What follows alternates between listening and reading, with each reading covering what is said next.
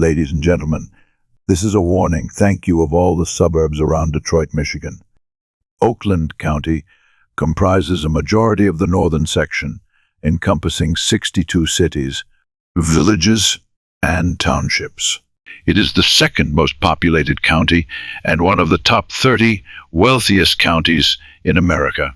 Prior to the 1950s, when more people began to migrate out of Detroit, much of the area was rural back roads. Even 2 decades after a white flight began, many pockets were still far more rural than they are today. Detroit may have been called Murder City at that time, but out in the suburbs, families felt safe. Doors were left unlocked. Names such as Royal Oak, Huntington Woods, Pleasant Ridge, or Bloomfield Hills recall scenes of classical Kana, tree-lined streets, sprinklers, grilled hot dogs. Children were able to freely walk to schools, parks, or to the local candy store. But a series of kidnappings and murders that began in 1976 shattered that sense of safety. Police in Michigan say they still do not know who's responsible for the wave of child kidnappings and murderers. Some 200 police are searching for the killer of 4 children and a wealthy Detroit suburb.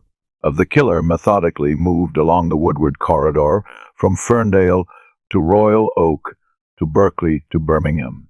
A psychopath who washes the bodies and neatly dresses them before he dumps them all. A psychotic who has killed several youngsters in the last year. The killer could be a cop, a teacher, man, woman, a priest, a preacher, maybe a reporter. The advice we're getting from police and criminal experts is don't trust anybody. Dayton local police say they have no one man under suspicion. Yet, but they think you. Lives and works in Oakland County. In response to these killings, the largest homicide task force in United States history at that time was launched at a cost of $2 million, which would just be over $10 million today. The police are prepared to pursue this case on a massive scale for 6 months if necessary. They hope and pray they find the killer quickly. Every hour they live with the fear that he could strike again.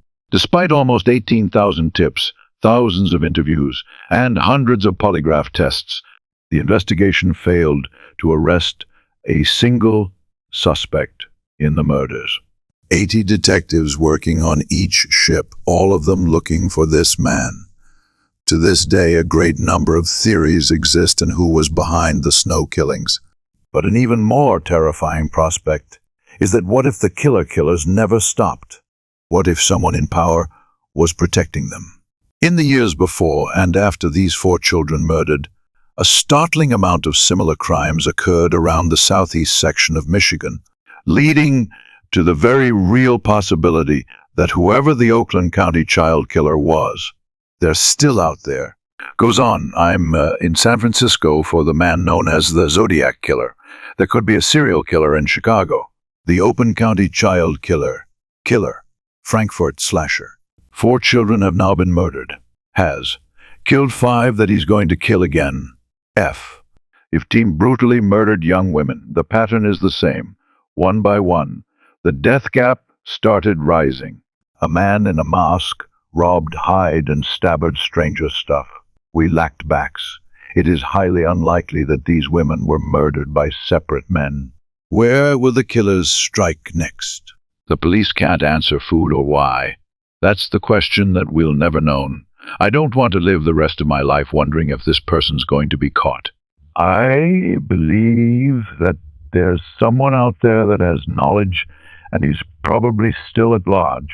If you know a Ron Road, you know we value our privacy and our personal life. It's not always easy to maintain, whether we know it or not. Sites will mine our data, like full name, email, health records, and more, which they will sell as scammers, spammers, and anyone else who wants to snoop. That's why we started using Aura, the sponsor of today's video. Aura shows us which data brokers are selling our personal information and automatically submits opt-out requests on our behalf. This not only reduces the amount of spam you'll get, but protects against hackers who can use this information to gain access to our social media, bank accounts, and other sensitive information. Aura also provides a ton of other features bundled into one easy-to-use app at an affordable price. You get antivirus, VPN, password management, parental controls, identity, theft, insurance, and more without needing to bother with different apps. We all have one or more of these tools already, but not having Aura is like locking the front door and leaving the back door wide open. And if you're a regular viewer, you'll know how often that happens. Like 24-hour security, motion sensors, and guard dogs. Aura is always on doing hard work of keeping my info safe so I can focus on other tasks with the peace of mind relaxing. Rune Road values our privacy, and we also value yours. Go to aura.com/runeroad to start a free 2-week trial. Also, link below in the description. In just about 30 seconds from now, it will be 1976, and you'll hear a walk from this product Times Square or roar like you've never heard before. Here we go with the countdown. Happy New Year's rocking me. As America entered 1976, many hoped for a less tumultuous year than the last. The energy crisis was starting to slightly come down from its peak 2 years earlier. New York City had just received a nearly $7 billion bailout. Jimmy Hoffa had disappeared from a parking lot in Oakland County. Patty Hearst was scheduled to begin her trial in 2 weeks, and in nearby Pontiac, Michigan, Elvis Presley would have his highest-grossing concert at the Silverdome on New Year's Eve. But just about 16 miles south, in Redford Township, things were much quieter. 16-year-old Judy Farrell was babysitting the children of the LUT's family at their home on Washington Street. The popular student at Mercy High School in Farmington was a regular volunteer at the school's spring fair, enjoyed writing poetry, and had just gone on one of her first dates to the alumni ball at her church. A conscientious girl, Judy had turned down a trip to go up to Traverse City for the holiday because she had promised to babysit for the Louts.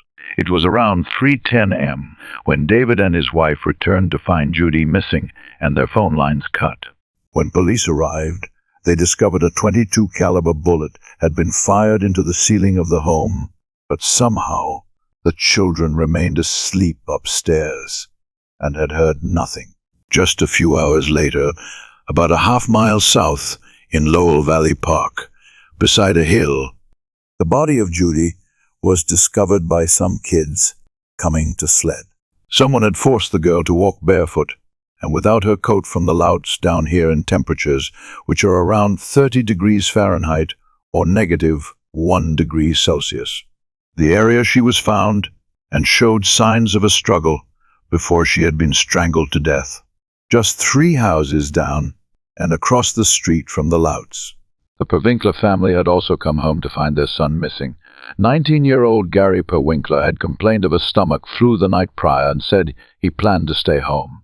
When it was discovered his father's Polymoth satellite car and .22 caliber handgun were missing, Gary became the prime suspect. A pair of the family's binoculars were discovered lying in their front yard, which provided a direct view into the Louds' living room. Neighbors expressed shock when a restaurant was issued for the boy, who they described as polite and respectful. A nationwide search began for Gary, reaching as far as Florida, in Alaska, but 12 days later, snowmobilers would find the empty car in a wooded area outside of Cadillac, a small city about 200 miles northwest of Redford. It was estimated to have been there for about a week, but there was still no sign of Gary.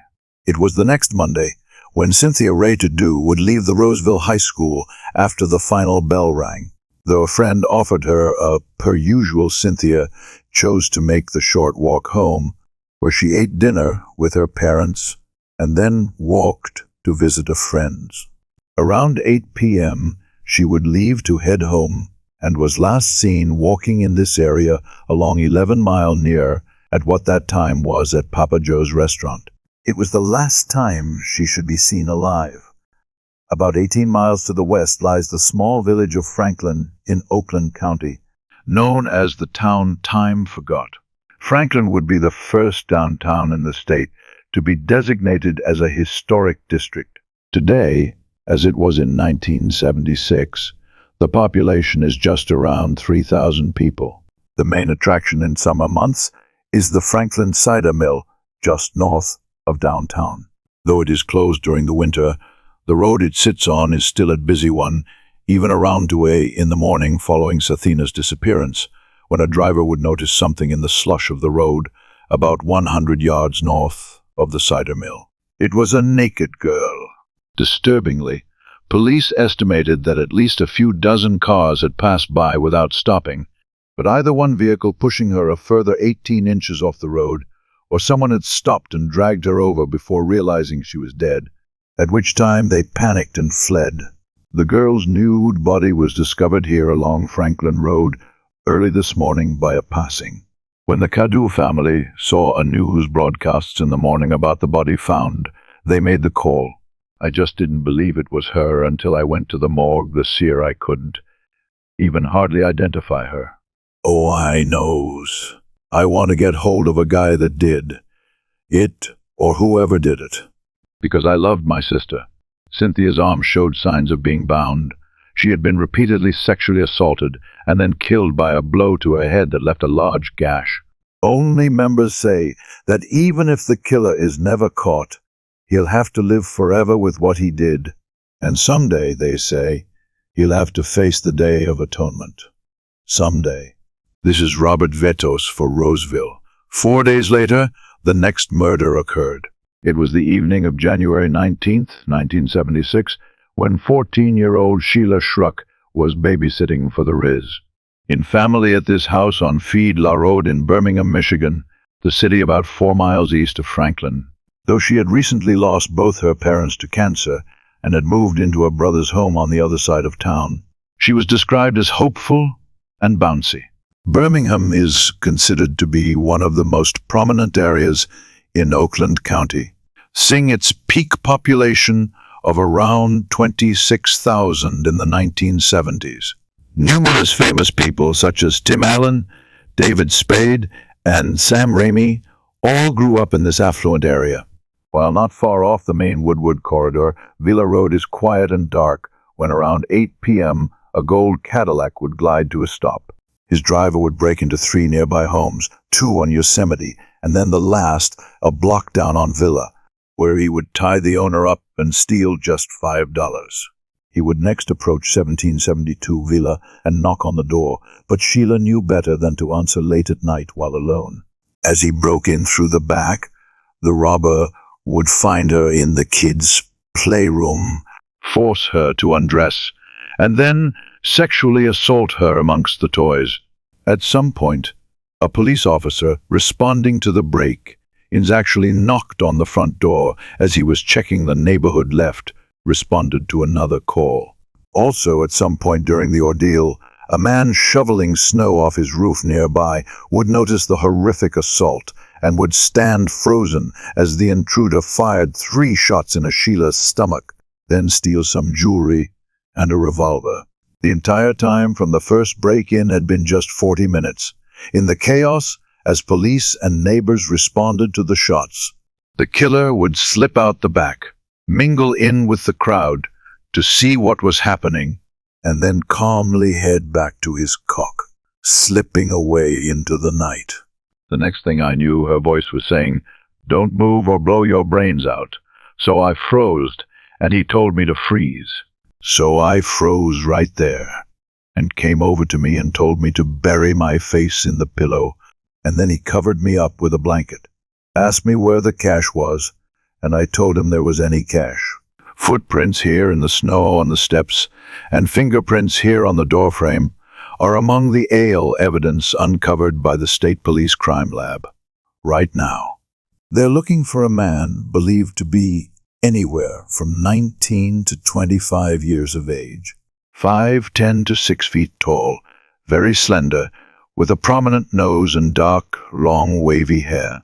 He was believed driving a gold or green Cadillac model 1966 or 1968. Since January 1st, 2 teenage girls have been found murdered while babysitting. Could these deaths have been prevented? Are there precautions? When we go into a home, we insist that the parents leave us a list of any adults that they are expecting during the time that they're gone. If the doorbell rings, then they peek out and don't know who it is, call it police, and then call me. Do you have teenage dealers and they babysitting? Do you tell them anything special as a parent? Well, I tell them lots of things as a parent, but as far as their safety when they're babysitting, we tell them use of common sense. Someone would report seeing Gary Pervenkler in the area at the time of the murder, and police stated they wanted to question him on this crime, as well as several other women's murders across the state. While many feared the young man to be a psychopath on the loose, it would be April when his body was discovered several miles in the woods from his car had been ditched. Could shot himself with his own gun. Though the slags of Cadu and Schrock would eventually be solved throughout the Oakland County child killer case, both girls were added on and off to the list of victims, though police stressed that these first 3 murders were all likely unconnected. The public couldn't help to pay attention to the fact that several young women had all been killed in similar circumstances in just a matter of weeks.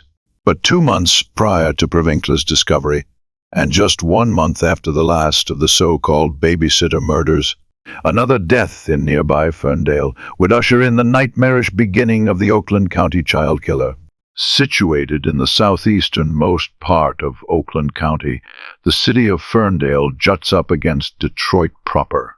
Ferndale's population would peak just before Birmingham's would, as Detroiters moved out to the suburbs post-World War, the second to raise their families in the baby boomer generation. By the 70s, it was starting to see a slight decline, and had even gotten in trouble by the federal government for still operating a segregated school. But around the new millennium, a revitalization push has once again made it into the bustling hubs seen here. It was the day after Valentine's, February 15th, when 12-year-old Mark Stebbins was at the Ferndale American Legion building with his brother Mike and mother Ruth, who worked there. In the years since, that building has been demolished, but used to reside near the corner of L'Illinois and 9 Mile, where these condos now stand. Coming barred of the pool tournament going on, Mark's mother said he could head home to watch a war movie on TV, his favorite genre. Though he had to cross the busy Woodward Avenue, it was less than a mile and almost a straight line to their home at 4-29 Saratoga Street. About an hour later, Mark's older brother came back home to find it empty. That night, when his mother phoned to check on them, she learned he had never made it back and informed police. A drawing had to be made up for the missing boy, as Ruth had not had the money to get a school photo taken that year. 4 days later, an office worker would leave his workplace along 10 Mile Road in Southfield, Michigan, and walk over to the drugstore in the New Orleans Plaza, less than 500 feet over. In the years since, the partying lot has changed some, with a new strip plaza going up and removing a section of brick wall that bisected the lot.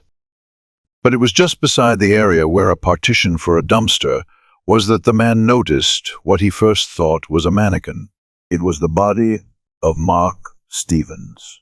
The body of 12-year-old Mark Stebbins, 429 et Saratoga, Ferndale, was found in the rear of a parking lot of an office plaza. It all began on February 2nd, 1976. Everyone thought it was an isolated case, but the murder of Mark Stebbins of Ferndale remains unsolved. His body turned up 2 weeks after he disappeared in a parking lot in Southfield. The 12-year-old had left his mother and brother at a social function, never to be seen alive again. Going home to watch him. Okay, I want to fight movie on a theater. On Adby didn't say anything about meeting anyone. Oh, no. Definitely, how well did you know job? Very well. 3.5 years. Can he talk to you about anything in recent days, or definitely not? The normal activity of a young had-to-go love why. I had-to-go lucky kid he never got no trouble with. Mark had wrote burns on his neck, wrists, and ankles, but had been smothered to death between 12 and 36 hours before. His forehead also had 2 lacerations that have begun to scab after he'd been hit. Common reports stated that his clothes had been freshly washed, with the creases from where they had been folded still present, thanks to the resistant efforts of the victims' families. Information would be released decades later, which disputes many of the most commonly believed facts in this case, along with theories of cover-ups. We will be going into those documents and suspicions later in the episode, but for now, we'll stick to what was chronologically reported and believe. At least now know why Mark was. They don't know why he died or even if he was killed intentionally. No specific suspects. We're looking into a lot of background, a lot of people who have cut background. So this type of offense right now. Immediately at this first crime scene, mistakes were made. First, police would cover Mark's body with a dirty blanket, thus contaminating trace evidence. Then, upon contacting psychiatrist Bruce Danto, police would move the body to the police station, where they personally bagged his clothes rather than a medical examiner. Next, a mannequin was dressed in similar clothes and placed at the crime scene. As Danto had suggested, the killer had dumped the body in a public place because he planned on returning to the location. This thought, no doubt coming from the same belief that police had in the Michigan murders near Ann Arbor about a decade prior, where police also hid out and waiting for the killer to return to his dumb sights. But in both instances, after several hours of staking out the scene, no one showed up. Autopsy and Mark would reveal he had been thoroughly washed to remove traces of sexual assault he had endured over the past 3 days. His body showed signs of rigor mortis to indicate he had been transported in a car trunk. Another man in the same office complex had taken his pet off for a walk around 9:30 that morning and said that he was certain his dog would have alerted him if the body was there at that time. Not a day goes by, where you don't wonder, and worry about it. The why is nowhere for is how long he had been dead before his body was found, who it was, where he was, what he had to go through, and yes, I'm still very bitter. As police ran down leads and tips behind the scenes, none of which would be released so public for decades. Another abduction would occur on March 19th that year. 2 7-year-old boys were playing in a church parking lot in Madison Heights, a city just northeast of Ferndale, when a man who said he was a cop pulled up and said he needed to drive one of the boys home. As soon as that one got in, the man sped off. The other boy, 7-year-old Michael Justice, would run to his friend's house and tell the family what had happened. 3 hours later, a man named James Joseph Crafton would return the boy home, saying he had found him walking around, but Michael identified him as the abductor, and he was arrested. Crafton, a self-confessed junk, had previous arrests for sexual assaults on young girls, but this time he had sexually assaulted the 7-year-old boy for 3 hours in his car or in an abandoned house. He couldn't remember clearly. Police would give him a lie detector test on Mark Stebbins and declared him not involved in that murder. Summer would come and go without further developments in the case. The Golden State Killer would begin moving from burglaries to sexual assaults. In June, Jimmy Carter would win the presidential election. John Gacy, who had only committed 2 murders previously, would kill 12 young men. Through the rest of the year, auto workers would go on a month-long strike against Ford and GM in the fall. 1976 would be the first year that the city of Royal Oak would earn the title of Tree City, USA, which is held on to ever since. It had reached its peak population in 1970 with over 86,000 residents. Of that decade saw many people leave and storefronts shutter, as almost 17,000 people departed over the decade. It would take until the 90s for revitalization hit full steam. But back then, locals joked he could fight Eric Hannon in downtown and no one would know. Carol Robinson had just moved here from Detroit with her 3 children after divorce. Moving into the home at 1213 Mayfield with her new husband. In 2012, that house was demolished and replaced by this one. But back in 1976, it was where 12-year-old Jill Robinson lived. Described as a bright child, she had recently begun seeing a psychiatrist for a recurring nightmare of being shot. The divorce and move had been hard on her, and she had developed what some called a changeable preteen nature. And so it was on December 22nd, 1976, that she had gotten into an argument with her mother over helping her cook dinner. Carol told the girl she could stand outside until she wanted to be part of the family. So Jill packed a backpack, gone to her bicycle, and planned to go over to their father's house in Birmingham, in total a bit over 4 miles north along Woodward. I had asked her to help with dinner, and she refused, and said she didn't want to be here. And it just made a snatty remark again. I just think I had it. I just said, well, Jill, if you don't like being here, why don't you just get your coat on and stand out in the front yard and think about it? And when you feel like talking about it, come on back in. She'd be back in around 7:30 that night. She would stop at the corner of 13 Mile in Woodward at what that time was a Tiny Tim hobby shop. The unconfirmed reports say she had been witnessed at the Donut Depot on Maple Road in Birmingham the next morning. She never arrived to either her parents' home the previous night, and they phoned police, who stated she was likely a runaway, and they had waited 48 hours to do anything. I haven't seen her since, and I wasn't really very worried for an hour or so, because she's very stubborn, and I thought she'll stand in the next yard and think about it, or go around the block or something.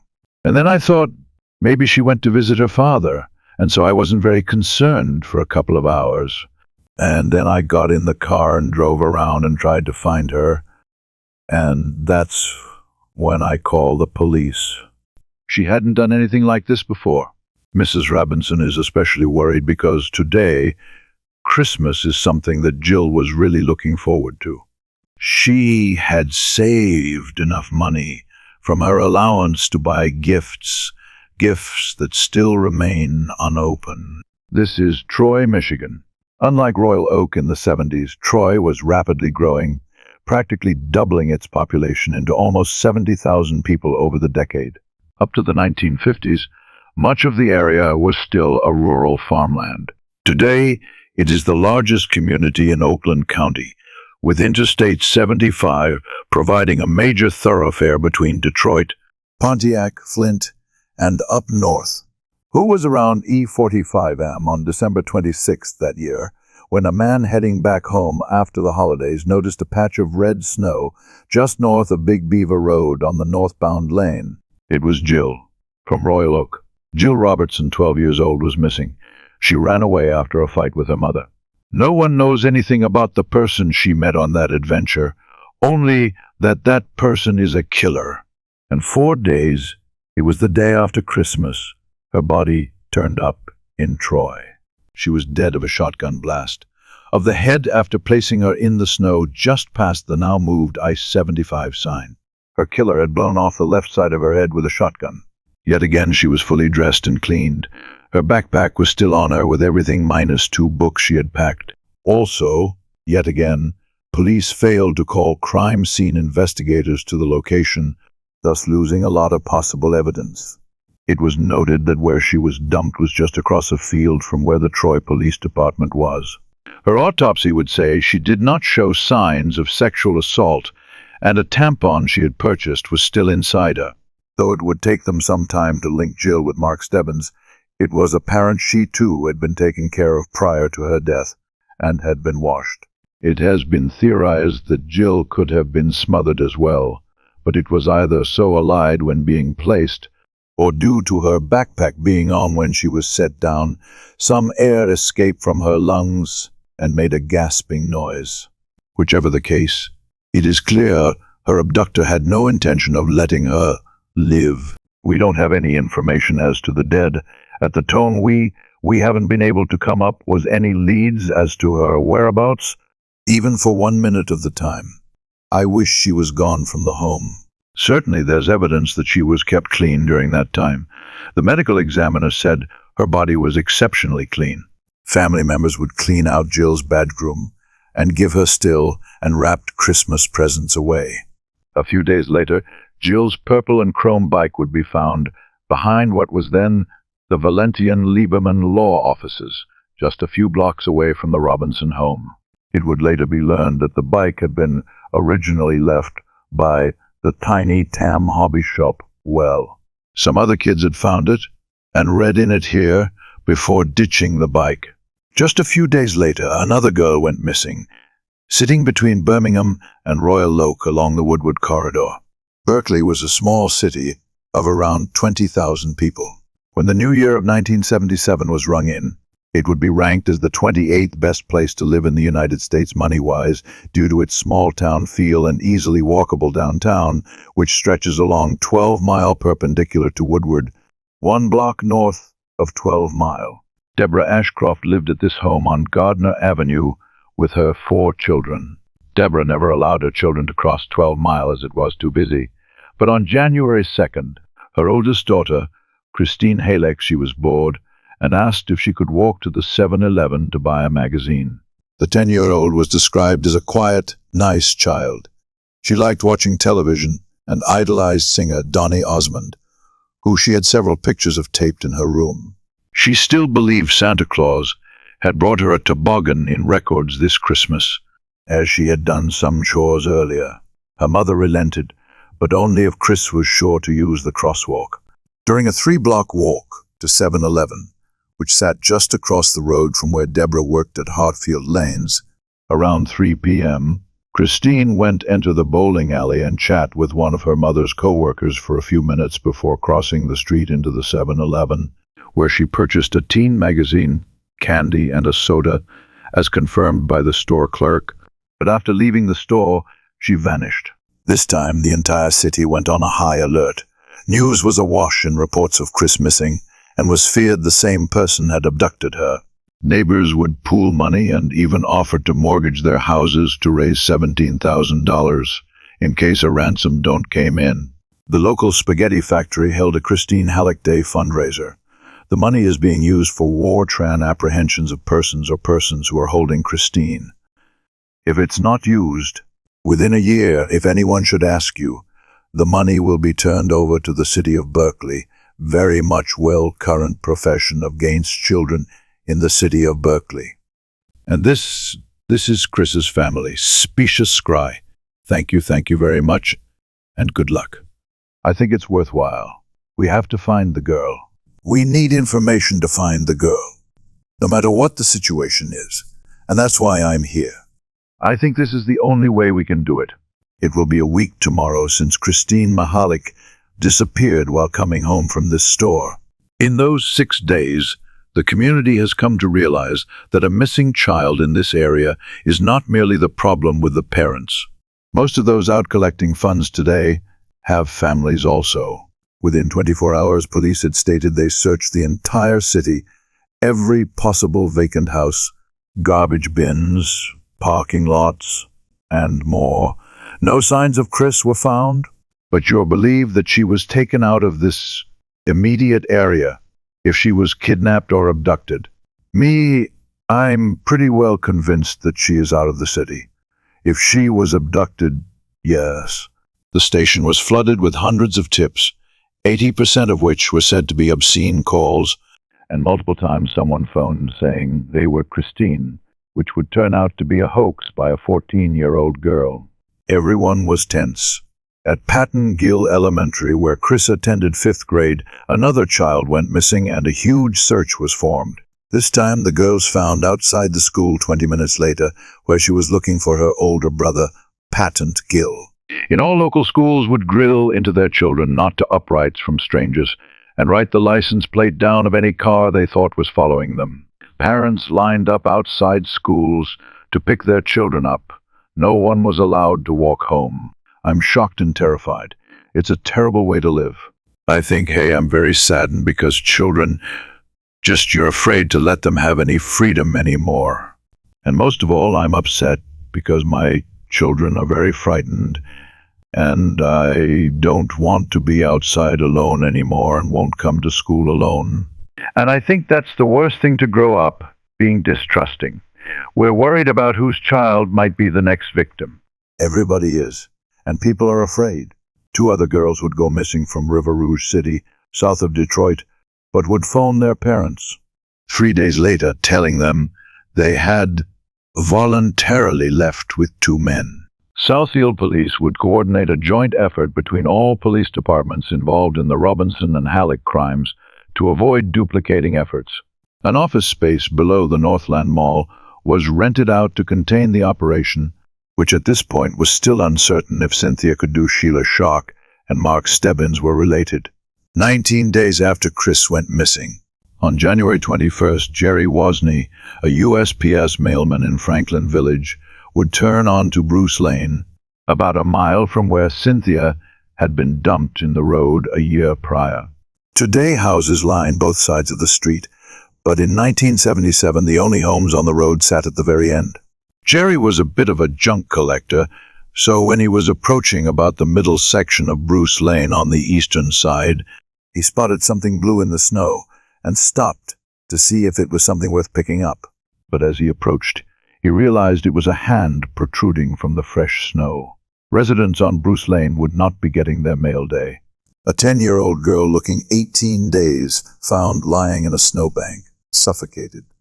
Lying in what was a small ditch was the body of Christine Haley. She was fully dressed, laying on her back with her legs bent in a carrying position and arms folded. Residents' worst thoughts seemed to be coming true when 10-year-old Christine Mahelich never came home from a 3-block trip to a party store in Berkeley. Within 2 weeks, she too was found dead, this time in Franklin Village.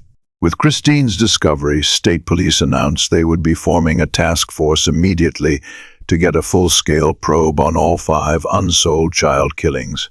The 5th one we'll be covering a little later in the episode, that of 13-year-old Jane Allen of Royal Oak on August 7, 1976.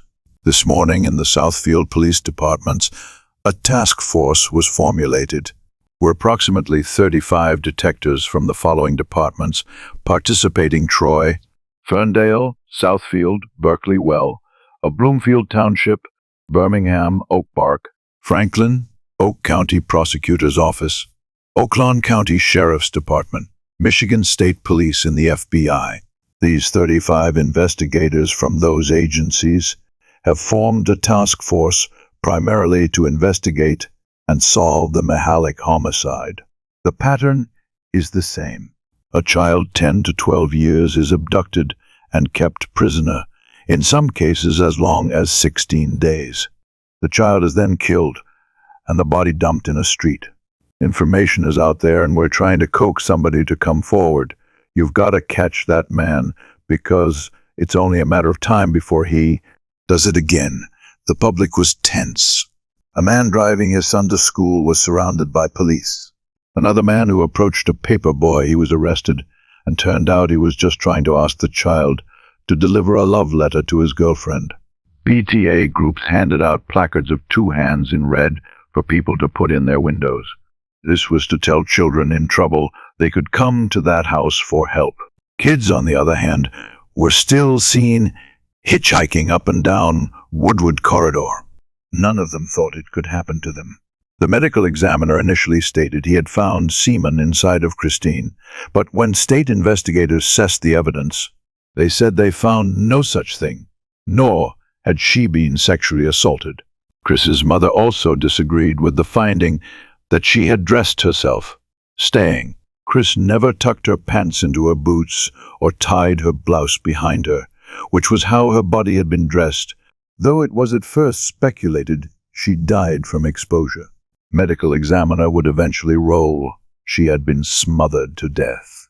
2 months after Christine was discovered, some of that tension had eased when 11-year-old Timothy King asked his sister for some change to go buy some candy before she left go of the movies. Tim's father was a lawyer and had to visit a client's home for a will signing, and his wife was going as the witness. This was the first time the straight student, who had the role as Mark TV in his school's upcoming play of Willy Wonka and Little League soccer tryouts this weekend, would be left home alone. He had been begging his parents for some time to let him do so. His sister told him she would leave the front door unlocked and the lights on for him. had been drilled into Tim's head never to talk to strangers. Taking a skateboard and a football, Tim went half a mile over to the Hunter Maple Pharmacy in this plaza at the corner of Maple and Woodward in Birmingham, where he had been skateboarding with friends earlier in the day. Today, the plaza has undergone renovations, but back in 1977, the pharmacy was in the middle of the building, and Tim would enter and exit through the back door into the parking lot. When his parents returned home, Tim was nowhere to be found.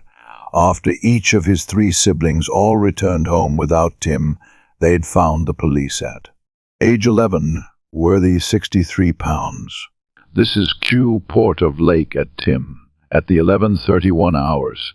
Investigators will continue to work into the night, hoping to find a lead on Timothy King's whereabouts. Every available police officer in Birmingham was pressed into the search for Timothy King, hoping, praying that the youngster would be found alive. Over 100 police officers would launch a combined ground-air search of the area, stating that they were well prepared after learning from these past incidents. The key to Timothy King's disappear, it's still the rear door here at the Hunter Maple Pharmacy. This is where the youngster was last seen, leaving at 8:30 Wednesday night. And I'm sorry, just saying that somebody must have seen something in that evening, and they're asking people to come forward. The task force would move into the nearby Birmingham Fire Department's process all leads quickly. A witness would phone the task force that she had been loading groceries into her car in the back of the lot when she noticed a boy with a skateboard talking to a young man with mutton chops standing beside a blue and sea gremlin with a white stripe on it, just 2 car spaces down from her.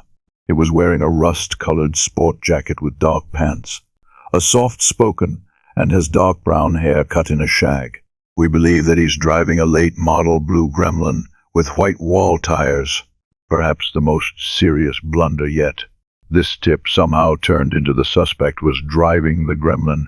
Any and all blue gremlins in the city were stopped and searched.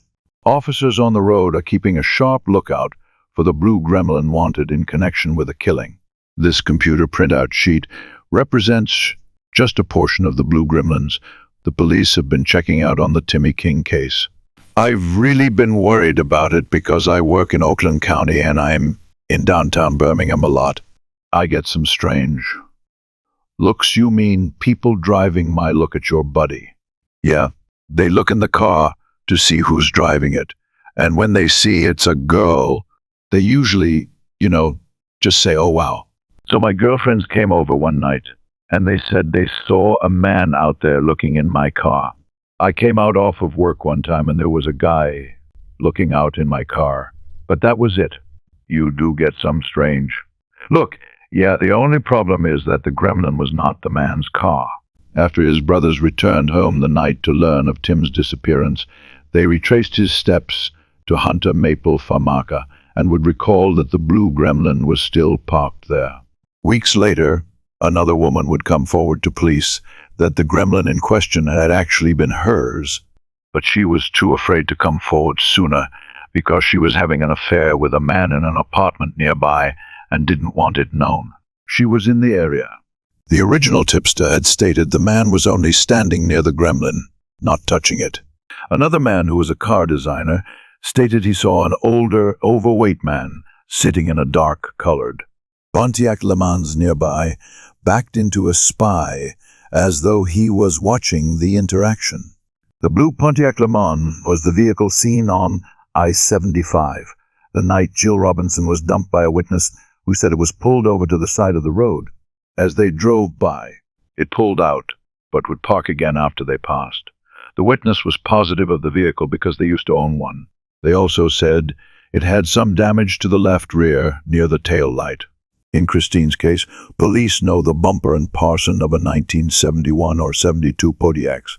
They had a trailer hitch bent to the left. The retire tracks sound at the scene of where they found the body of Christine McHale Mayers, showing it all. Not to my acknowledgement. We would hope that you wouldn't start speculating in Eddie Real, okay? We're telling you, we have to say, we're telling you what we would like you to know, and if you speculate, you could ruin things for us.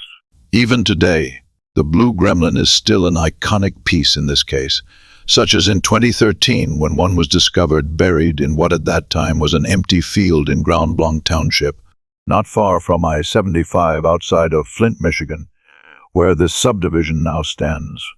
Neighbors say the parts for this blue gremlin were actually found back in July, but Michigan State Police just got the tip last night, and they've been out here ever since. A piece of metal painted blue with a white stripe. Pat Phillips took these photos of the car parts last month after she reached they were from an AMC gremlin. Well, there was like 4 tires sticking up. It was like the gremlin of the car was chopped up. Our understanding is this was farmland before, and it was a common practice for farmers in the old days, said dig a big hole and dump all their garbage on it and bury it. Michigan State Police, Lieutenant Michael Shaw, says they don't know if this gremlin is tied to the unsolved murders, but they are treating the Grand Blanc Township site as a crime scene. State troopers escorted 2 dump trucks filled with potential evidence out of the subdivision, and it's now being analyzed. One day after Tim went missing, an 11-year-old girl in West Detroit would vanish. Kimberly Fisher was described as a quiet girl who had no history of misconduct and was last seen in a neighbor's house 2 days later. Should be found safe and sound, telling her parents she had hit him because she skipped school that week and didn't want to be punished. One man was arrested for driving around with a pistol and trying to run over people in his hunt for the killer. Along I-75, a hitchhiker would disarm 2 police officers, steal their car, and eventually ditch it and flee on foot, finally being arrested 10 hours later. It has been stressed that they are to just be eyes and eaters for the police department. They are not to get involved whatsoever. They are not to chase violators or anything like that. An 18-year-old boy would phone Birmingham police, demanding they drop off money behind his apartment in return for information. When Michael Blue went to pick up the bag and discovered it was full of paper clippings, he fled before police could catch him. He tried to set up another drop-off on a Saturday and would finally be arrested. In the past 24 hours, we've obtained over 600 tips, workable tips that are being put out to the detective to work on the King's addresses. On George Shire, hot scripts to the locations. He must rock the baby, and it was murdered just over a year ago. It's very close, 3 blocks, I would say 3 to 4. Blocks similarities with rock. No, there are no similarities between the shock murder and the missing youngster. Here we have on York chair. This jacket was not found. This is a jacket that's similar to the one that Tim was wearing. How far is the Trump store from the youngster's hall? About 3 blocks? Because the other children have been kept alive for some time, Tim's parents assume for now he too is alive. Last week, they made an appeal on television, and we love him very much. Wherever he is and whoever he is with, we want him back home. He's got a basketball game on Saturday. He missed play practice today, and wherever you are, Tim, we love you. We want you back home. Timmy King's father offered words of encouragement to his missing son and a plea to his network. Well, I want to say to Tim, we love you. Tim, God bless you. Stay tough. I have one other statement to those persons or person who may be with Tim. I don't know if you have children or if you want to have some, but please treat Tim the same way you would your own kid. Talk to him. He's a talkative kid. If you have spent some time with him, we love you, Tim. God bless you. Stay tough. Say your prayers, and we're with you. Buddy and Kathy and Chris and Mark say to treat him just like you would a brother, and we all want him back. And please send him. Police were trying everything, even subliminal messaging. Psychologist Bruce Danto was told to slip in the code word of squirrel during his interview for an assessment on the killer, and hopes that it would suggest he go to Squirrel Road outside of Pontiac, where police were stayed out. Comms would stayed out other intersections around Oakland only over the weekend. As apart from Christine, none of the children have been kept longer than 4 days. A thing has been doing, Mr. Stell, that's been interesting. The brothers made it kind of nasty to drive around. You're onto your looking here, but we're doing the very best we can to find that's missing youngster. We were up till about 1 o'clock this morning, and with all the heavy snow and everything, it was really pretty rough in some of these areas, especially around the lakes and west of here. You've searched that for so only, and others too. We're not the only one just talking. Your delivery men aid the police in this investigation. Our delivery men cover probably more area of the Royal Madison Heights.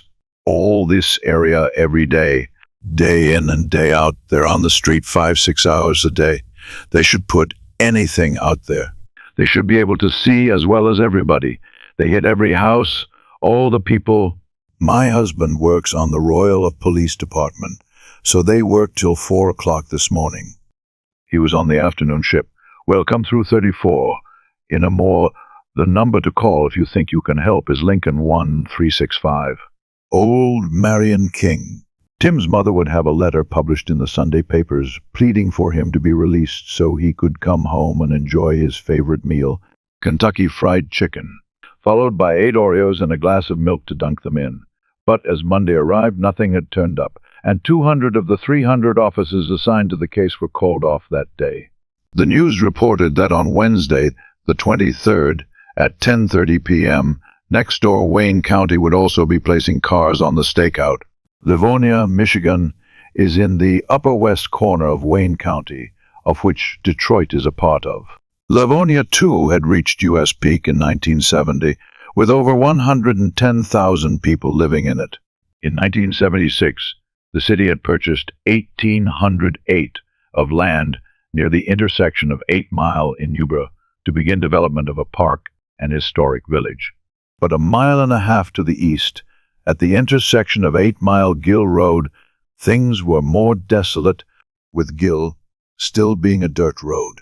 8 Mile Road is the county line between Wayne and Oakland counties, just 360 feet down Gill and in Wayne County. 4 hours before they were to begin their stakeouts, 2 teenagers had to swerve their car to avoid hitting Cap.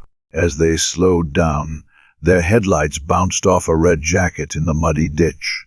It was Tim. After nearly a week of waiting, hoping against hope, the parents of 11-year-old Timothy King of Birmingham, or today confronted with their worst fears. The body of 11-year-old Timothy King was found last night. He'd been suffocated and sexually molested. Livonia police kept a mile-long stretch of Gill Road blocked and allowed only a select group of investigators near the body, though no official statements were being made.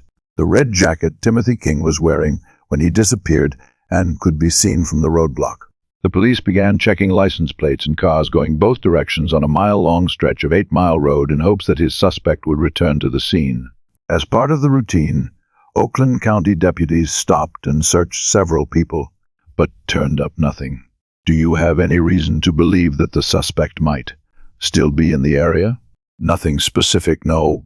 But this type of crime, very often the responsible will return just to see what's going on. This time, the body had been hastily discarded. In fact, he was still so warm that paramedics attempted to revive him at the scene, thus destroying further possible trace evidence. His skateboard had been thrown in the ditch about 10 feet away. Atop, he revealed he had too been smothered just hours before he was discovered. His clothes had been washed and pressed. His wrist and ankles showed signs of ligature marks. He'd been sexually assaulted, and foreign objects uncertain to his rectum, possibly post-mortem. He had been washed with a medical grade, so his last meal had been fried chicken. The autopsy was conducted by Dr. Spitzer, the medical examiner's office in Wayne County. The overall results were that death occurred sometime between 6 and 8 p.m. yesterday. Sexual abuse did occur. Stomach contents were of food that was consumed about 2 hours before death, an indication of what the contents of the sons. Got yes fowl and corn chickens. Police told me last night it was about 11 o'clock when 2 teenage boys from Detroit had driven down Gill Road. They'd gotten this far about 200 yards south.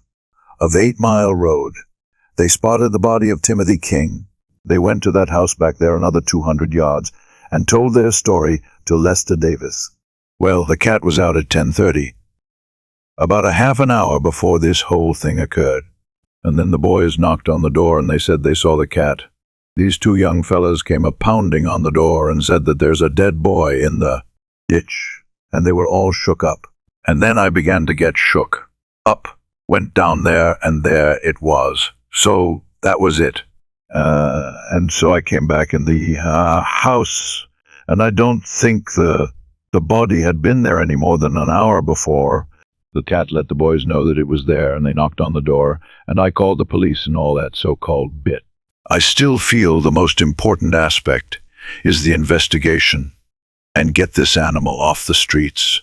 But the investigation is proceeding, but I can't say that suspect has surfaced or know that an arrest is imminent. There, with the amount of coverage that we had to know, that we had assembled probably the largest task force in the United States that work on a case like this, and I'm sure that the pressure caused him to move to Wayne County. A nightmare ends for the parents of Timothy King, and a new one begins. I don't know that empathy will be quick to set in a case like this until the killer is caught. Police secretly photographed all those in attendance at the funeral. As in Mark's case, it was believed the killer may have attended to the fact that later that very day, someone placed a cart from his funeral where the body had been dumped. The killer or killers of little Tim and the other little children are still out there. Sergeant Crease, are you taking any special preparations to catch this guy if he strikes again? His attacks have become more and more frequent. December, January, now March. Have you got a trap set? I'm certainly not going to comment on this, but as far as the local police departments, I think they've geared up and are more aware. Where do you go from here? What do you do now? Well, you gear up, as I say, gear up to look for the person responsible, as opposed the other way. It's a different strategy. A different investigative techniques are employed. It's much more aggressive from now on. And as I say, there's a different motivation driving your officers at this point. And, I can guarantee the public that there are going to be a lot of policemen out there shaking the bushes. And I hope we come up with a person. Because if not, I think we're going to be doing the same thing, in a matter of months all over again. In Lansing, a bill is brought forward to request $1 million reward for information in the murders. Oh, come, police, told residents, quote, look at your neighbors, see if he fits the profile. Think about whether you've seen him in the past few days. Was he home last night? Look at the side of the face and the side burned area, as well as the hairline. The more than 100 detectives working on the case now feel that 3 other murders of children in Oakland County are connected to the same sick individual. Uncop told me today that we may have been giving kids the wrong advice by telling him not to go with strangers. The point thing, don't go with anybody, because nobody knows who this killer is.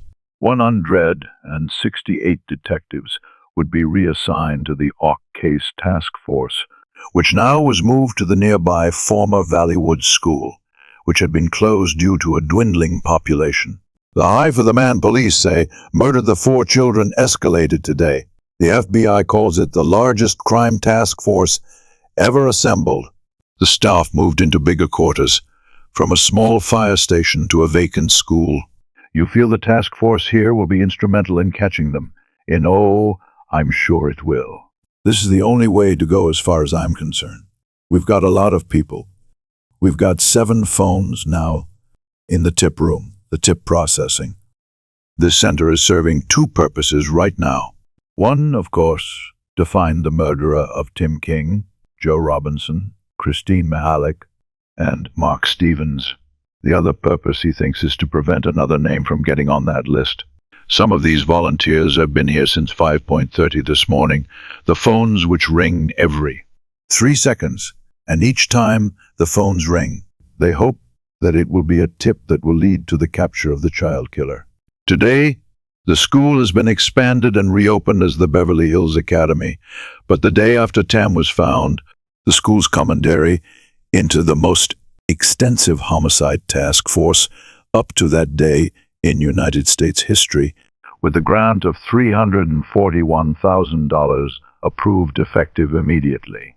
We feel that we are engaged in one of the largest law enforcement investigations ever to be assembled, and we would like to continue it until we can resolve this case. Do you have any idea how much money that would be?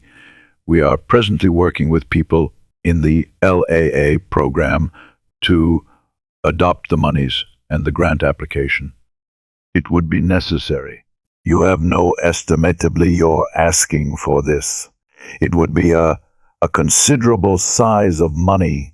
What we're saying is that we know that it's not going to be an easy matter to resolve this, and we have to have money for it. Continuing long investigation to 6 months.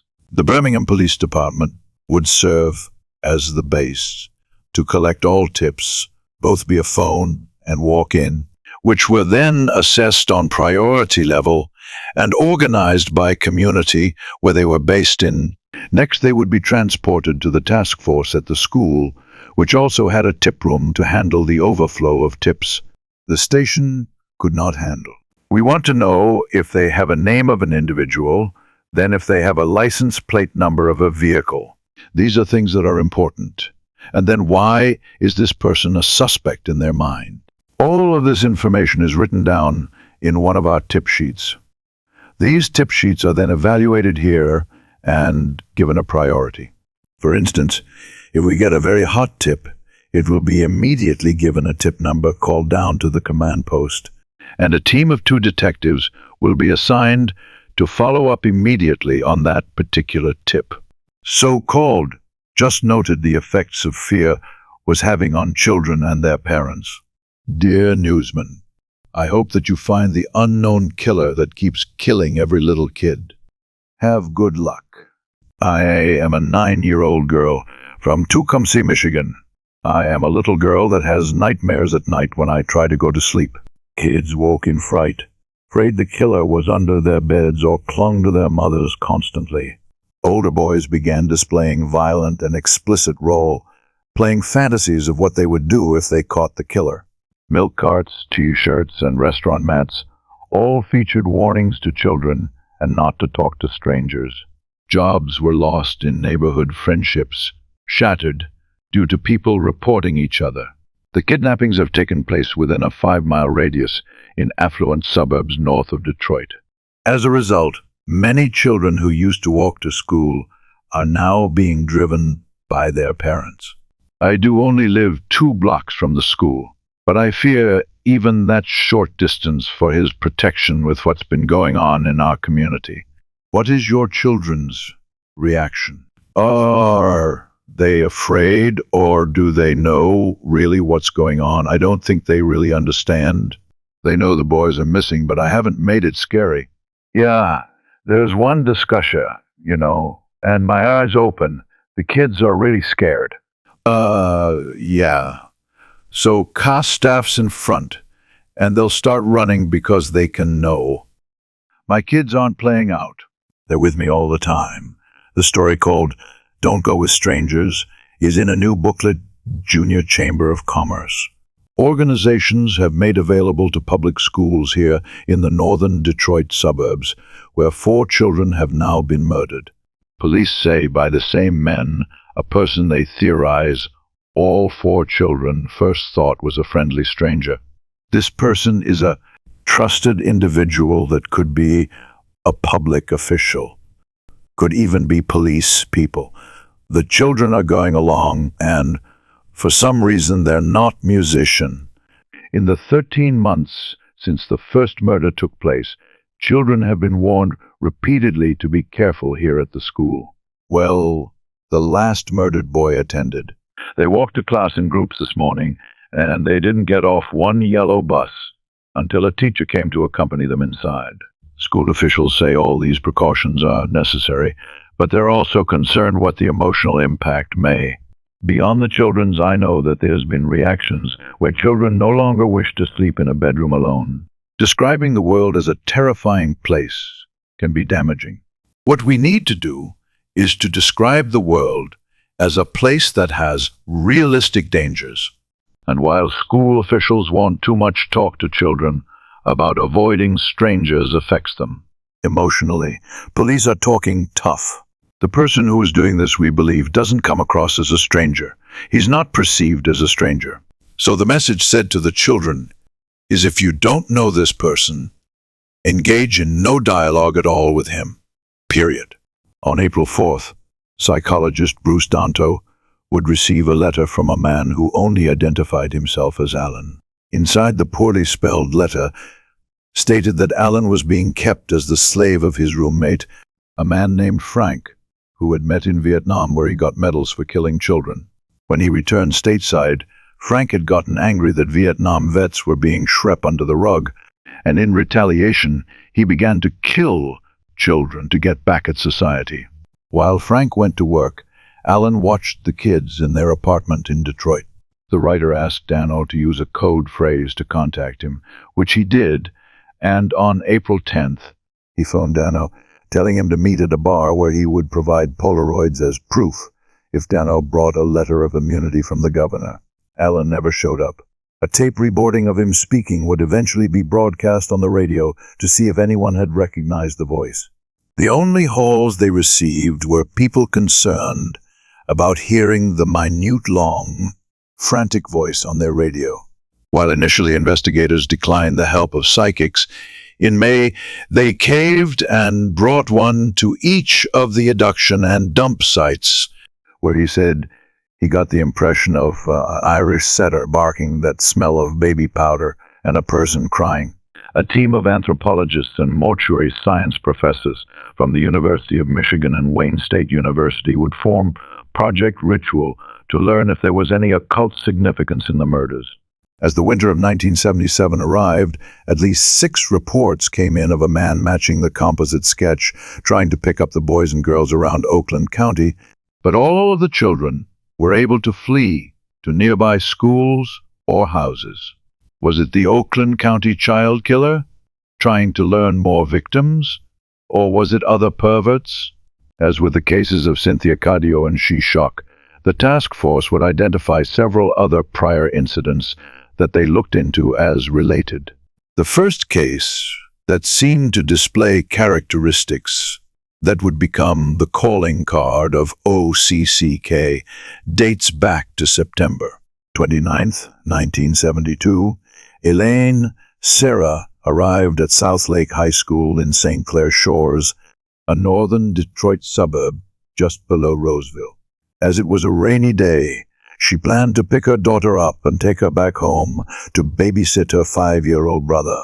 Donna had been waiting outside for her mother, but went back into school, where she spoke briefly with her sister before vanishing. As she had run away before, no press would be dedicated to the matter until 3 weeks later, when hunters coming to Tupper Brook, which passes under 27-mile road in rural Ray Township, 20 miles north of St. Clair, would discover the teenager's body lying face down in the water on October 20th, just 5 days after she had turned 17. Her autopsy would show she had been held captive between several days and 2 weeks, fed barbiturates while she was kept as a sex slave. About a week before her discovery, a shoelace from her boots had been used to strangle her. She was dumped in the same clothes she had been wearing when she disappeared. When a $2,000 reward was posted in Cynthia Cadou's nearby abduction. 4 years later, Macomb County commissioners added Donna's murder as also eligible for the reward, but it would not be for a further 17 years when a tip in 1993 would see a renewed interest in the case, though no further developments have been released. 3 weeks after Donna was found, another girl went missing. It was the night of November 10, 1972, when 16-year-old Laura Wilson begged her mother to let her walk alone down to the Buy-Right Market from some groceries near their home in the now-demolished Herman Garden projects in western Detroit. The shy 10th grader would make it to the store to purchase some Pepsi and Oleo butter, but never made it back home. 9 days later, 7 blocks northeast of the Wilson house, some boys playing football by this vacant LT on Metatel Street would discover the partially nude body of Laura hidden in the bushes. She had been sexually assaulted, and then her skull caved in with a brick, the groceries still laid aside. Her reports that she had gotten into a red car were checked out, and her boyfriend, who drove her maroon-colored vehicle, had an airtight alibi. He was in jail for driving without a license. In 2006, Laura's sister had a dream where Laura was standing before her, silently staring. Upon wake, she reached out to police, see if they could run any evidence for DNA, only to learn that all material in the case had been ordered destroyed less than a decade after the crime occurred.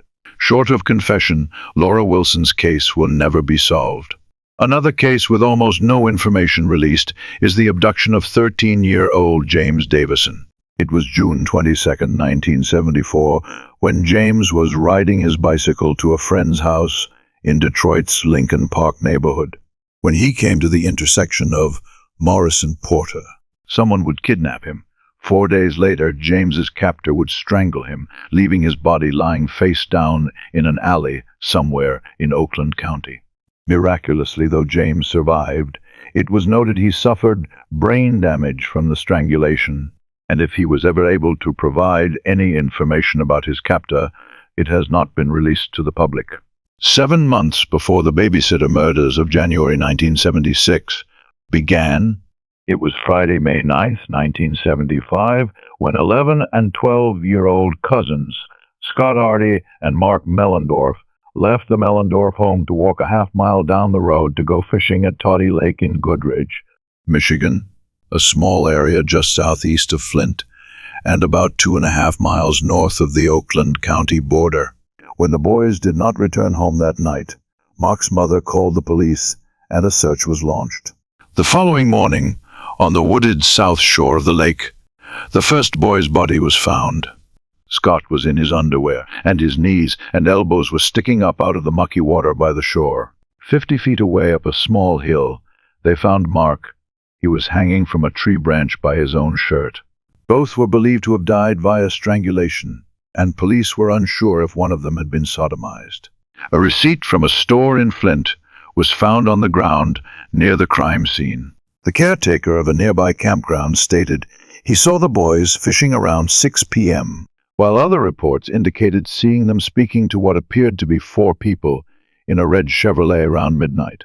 As the investigation began, it was Tuesday, May 20th, when another boy went missing while fishing just 3 miles away from Toddy Lake and over the Oakland County line.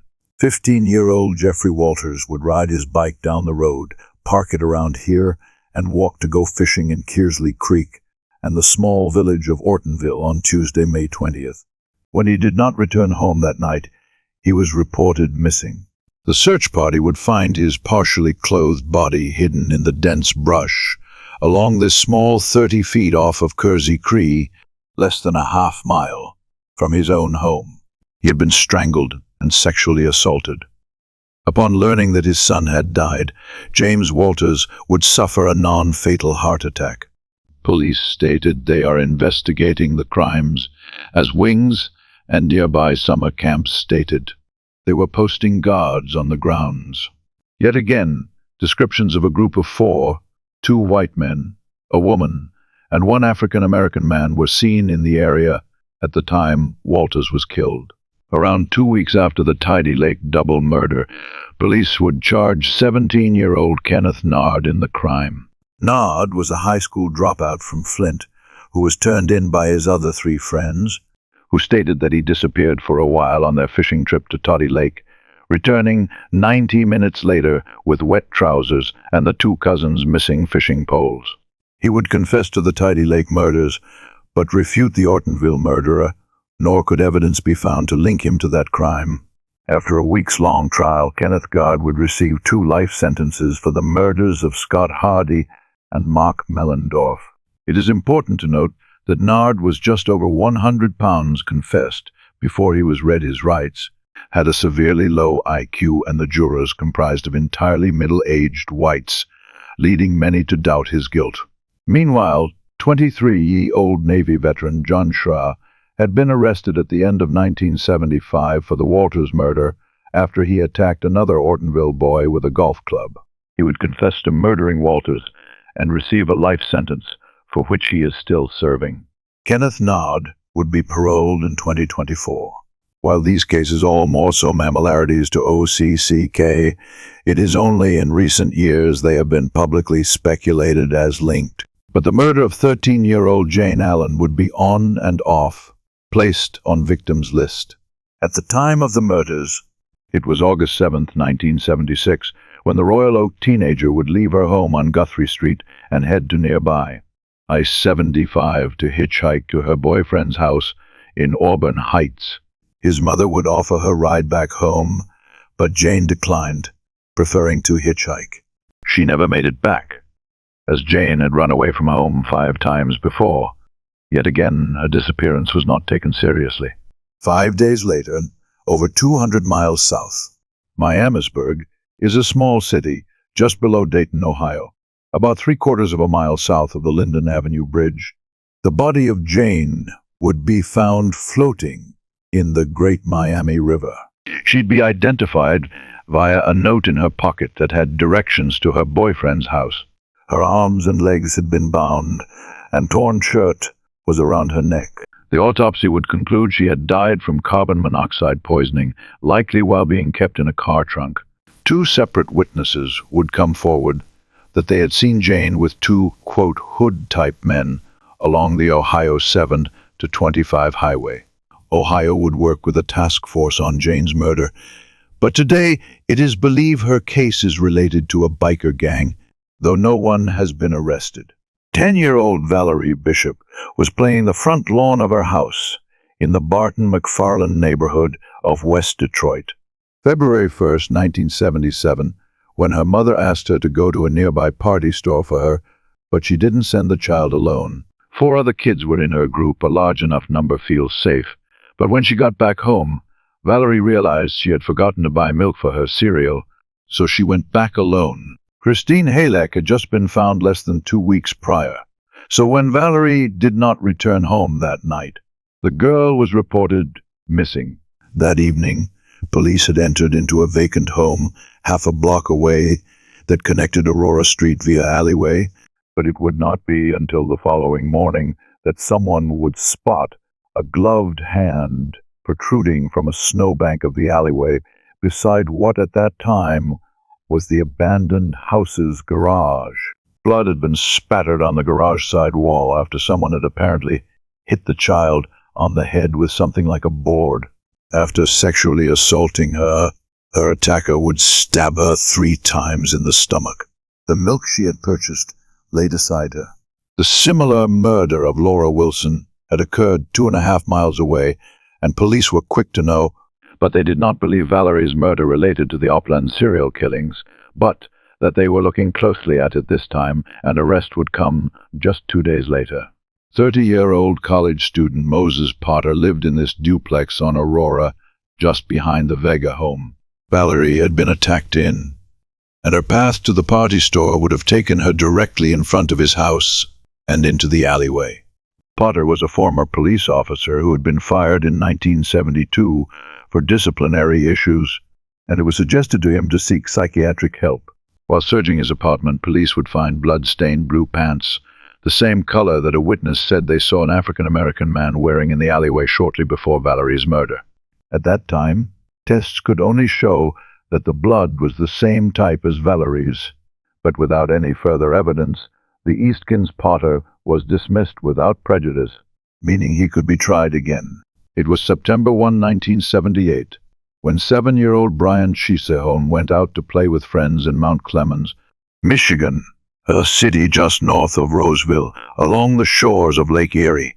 On their last day of summer vacation, Brian was playing near a construction site at the intersection of Floral Avenue and Church Street, when a man would run up and drag the boy by his hair into his car before speeding off, all while Brian's friends watched in horror. Police would get a description of the car, and just over a half hour later spotted the vehicle parked outside of an apartment building that sat above a bar formerly here on Harput Road in Clinton Township, a mile and a half away from where Brian was taken. Brian's own father was one of the police officers who would respond and break into the apartment of the car's owner, 23-year-old James. Lossing inside was a grisly scene. After sexually assaulting the boy, James had shot him in the head and then turned the gun on himself. When information was released of a tattoo he had, James would be linked to sexual assault on 2 other boys the month prior. His AUTOSSI would reveal he had a damaged frontal brain lobe stemming from a 1971 car accident, after which his mother stated James had changed from a nice boy to a loner who had difficulty holding down a job, but recently he had gotten worse. He stopped bathing or going to the doctor's appointments his mother had set up. He bought a gun. The task force would investigate and clear Lossing as the Oakland County killer, but the scars on Suburia Mount Clemens remained was anywhere safe.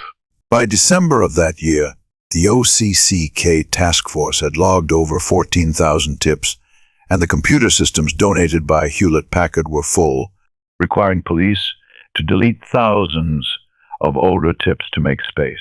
Funds were quickly approved for the purchase of their own computers. Authorities say they're encouraged by the 3,300 tips they've received from residents, think that has helped their investigation more than anything else. But they still believe there are people who could supply information they need to find the killer and haven't done so.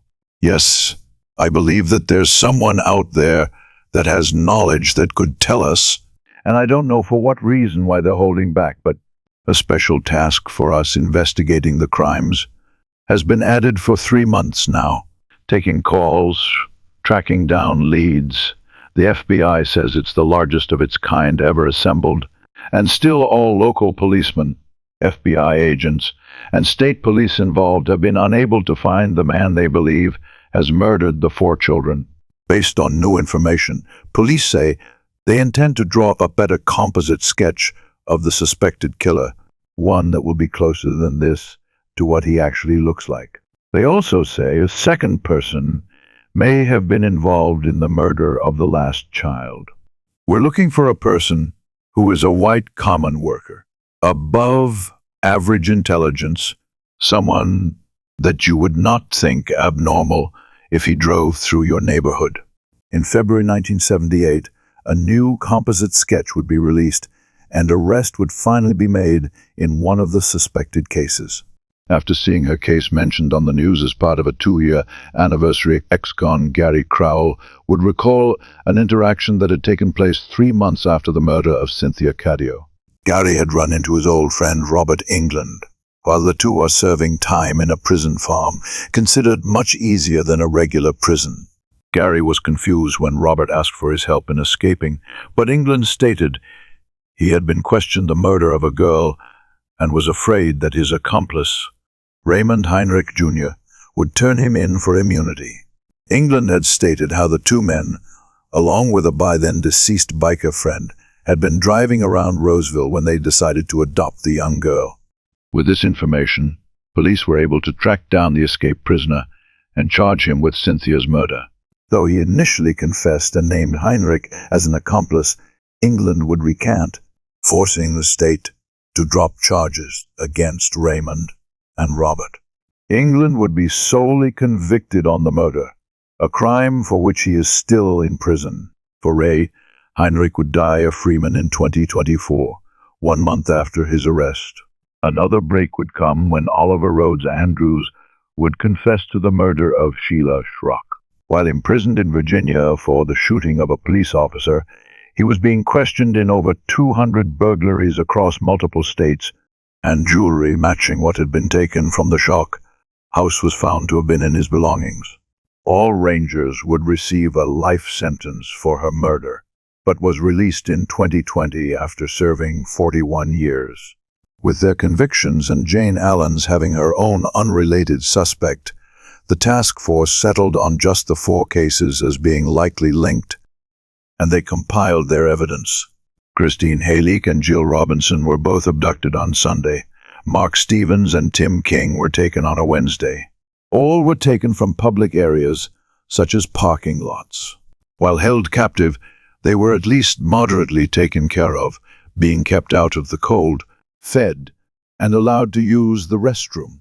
Their bodies had been meticulously cleaned and regested in their clothes. Even so, their finger and toenails had unscraped. Mark and Christine had their eyes closed and mouths set, as if to give the impression they were sleeping. Tim's dump was the only one to appear rushed. He had been rolled inside a piece of carpet to conceal his body, and his eyes and mouth were left open. Golden carbon fibers will be found on the socks of all 4 victims, though apart from matching the colors, it cannot be determined if the carpet is from the same room or house on any of them. What have been the major obstacles? Well, I think the real basic thing is lack of clues to work with. You have reason to believe that you will catch him. After all, this time doesn't make it more difficult to catch him. Oh, I think it makes it more difficult the longer it goes. But every investigator here is confident in his own mind that there will be an apprehension. By December 1978, funding had dried up and Oakland County Child Killer Task Force would disband over their nearly 2 years operation. They had identified 16,500 suspects at the cost of $2 million, but had not made a singular arrest in the case. As far as anyone knew, a single killer had committed the perfect crimes, left no evidence, and vanished. Police have investigated more than 1,500 leads. So far, no murderer and no motives. In fact, the Oakland County Task Force was disbanded near the end of last year due to a lack of funds. The consensus that the killer was either dead himself or gone from our communities, possibly never to be found again. The task force had exhausted thousands of hours, hundreds of thousands of tips, and the mystery continued, and it continues today. And there are obviously several things that we're trying to keep into the task force information only. But we really feel that we're looking for one man for those 4 particular murder. It can be anyone, and I think we all think, and I've said this in many of the conferences, it's some dirty old man in handy candy to a child. That's not the case in this instant. This person is a trusted individual. That could be a public official. It could be a people of the clergy. It could be a doctor. It could even be police people. As the years went on, the case of the Oakland County child killer faded from many's minds. The first known instance of modern technology being used, and the case came in 1999 when the body of David Norba was exhumed in Wyoming. Investigators traveled 1,200 miles to Recluse, Wyoming, to exhume Norberg's body in a long-shot attempt to match his DNA to a hair found on one of the 4 victims. It might very well not be the right guy, but he's a suspect. We have DNA, and you just have to come out and do this. How can you just not? David was a Detroit construction worker who had been first investigated in a murder for hire against his boss and had 3 separate tips called on him in the Ox case, as he had molested his own daughter and at least 3 boys. QB label is cleared in 1979 and moved to Recluse, Wyoming shortly after, where he died in a car crash in 1981. Afterwards, his wife would find a cross that belonged to him with the inscription of Christine, which matched an item that she had had. He would not be until 1999 when DNA from his skeleton was tested against a hair found on Timothy King. As the workers dig, investigators stand guard. They know that this may be their best and final chance to solve the case of the Oakland County child killer. It did not match, but Norma is still a suspect in Jane Allen's murder, along with 2 other girls, the first of whom died just 9 months after the OCCK task force closed up. It was the 9th of September 15th, 1979, when 12-year-old Kimber T. Alice King would spend the night at a friend's house across the street from her grandparents' home in the city of Warren, another suburb of Detroit. Not related to Timothy King, Kim was being raised by her grandparents after her parents had gotten a divorce. Around 11 p.m. that night, Kim found her sister from a payphone, tell her she had snuck out and wanted a ride to the movies that would not be confirmed. She was there that night. Kim often liked to hang out along Gratiot Avenue, another corridor that went from Detroit all the way up to Port Huron. Her favorite spot to hang out was the White Castle near Gratiot, an 11-mile in Roseville, which is where she was believed to have been calling from, despite telling her sister she was at a convenience store just a block away from home. This White Castle is just over 4,000 feet from where Cynthia Cadu had been abducted 4 years prior. Her sister said she wasn't able to get her a ride and that she should go back home. No sign of Kim King has ever been found since. Due to the fact her sister had a history of running away, police suspected that she had done so as well. It was June 8, 1981, when 15-year-old Kim Varell would go missing under similar circumstances, having just moved to her mother's home in Cannon Township, a quiet area just west of Detroit. She would last be seen on an ice cream parlor near the intersection of Sheldon and Ann Arbor Roads, where she had made plans to meet a friend later that evening. Yet again, little press was given to her disappearance, as she had a history of drugs and running away. 2 years later, an anonymous letter would arrive to Roseville police confessing to the murder of Kim King and stating she had been buried in a field in Shelby Township. That area would be searched for 3 days with no findings until was 18. The woods where another woman was buried was searched for remains. When it was announced that her killer, a man named Arthur Rhyme, had reportedly stated he killed 4 or 5 more young girls, 2 of which were suspected to be Kim King and Kim Laro. But yet again, after days of searching, no remains were found, nor could any evidence link these girls to David Norberg. The next movement of the case would come in 2005, when a man named Richard Lawson would be arrested and convicted for the 1989 robbery murder of Xavier Gilla. Yet please then, somebody over here, my husband's lay at the size out. I don't know what the matter with him, buddy, anymore. What? Lawson and a 15-year-old boy, Richard Mudica, had been arrested 6 weeks later for committing a string of robberies across multiple states in the East, or never linked to the murder until 2005, after Mudica had confessed to a seller's sister who had fallen in love with him, but would not again a relationship with him unless he came clean about the past. During his interrogations, Lawson, who had previously worked as an informant against other peddlers in Detroit, stated he knew who had committed to what he referred to as the Michigan snow killings. This would reopen the case, but would take years more of fighting by the family of the victims to release information on the Ock case, and even now authorities hold their cards close. But thanks to their efforts, we now know a number of prime suspects in this case. Many of these men's twisted histories will intertwine in dark, disturbing web. They have done my best to lay them out as narratively and coherently as possible. Many of the discrepancies in report and will also be filled on as we go. But several points deserve to be called out from the onset. First is the most commonly held belief that all 4 victims had their clothes washed and folded, earning the moniker of the babysitter for their captor. However, initial reports stated that the clothes of Mark Stebbins were dirty and showed signs of being worn multiple days, with fecal matter on his underwear and skin. Only his outer jacket had been clean.